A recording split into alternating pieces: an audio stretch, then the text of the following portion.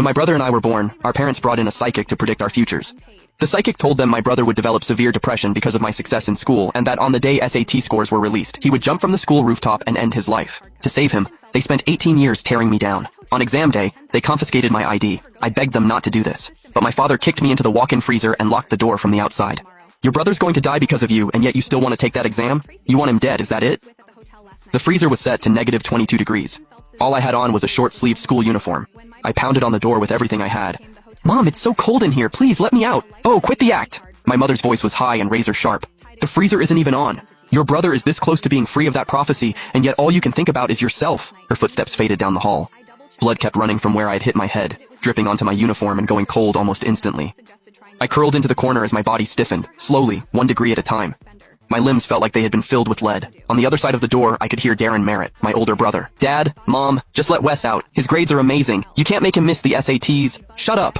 Mom's voice was sharp and furious. How can you stand there and defend him?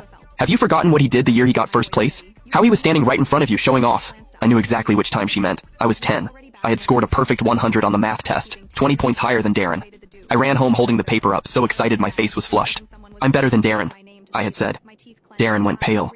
Mom burst into tears on the spot, and Dad came at me and slapped me so hard that I was knocked to the floor.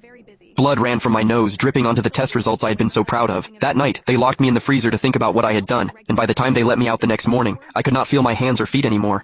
He's always been calculating. He knew about that prophecy and still came running home to wave it around. He did it on purpose. Mom's voice was ice cold.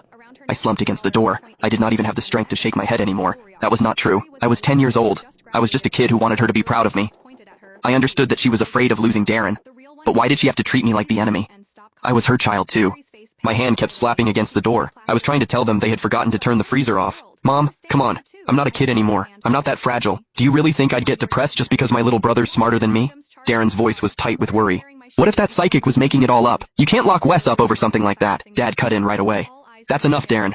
We're not letting you take that risk. He turned toward the freezer and his tone dropped, heavier now, more measured. Wes, we're doing this for the whole family. You don't want to watch your brother jump off a building because of you, do you? Just stay in there. Once Darren finishes his exam, all of this will be over, okay? I could not answer. The cold had already seeped all the way into my lungs.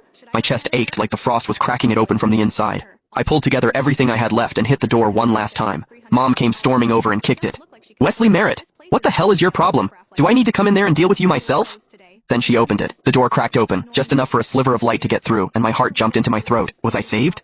Mrs. Merritt, a soft, gentle voice stopped her. It was Nora Sinclair, the girl I had grown up next door to, the one I had promised to get into the same college with. She was standing right there at the freezer door talking Mom down. Wes has always been competitive. Anything you say to him right now is just going to go in one ear and out the other. She paused.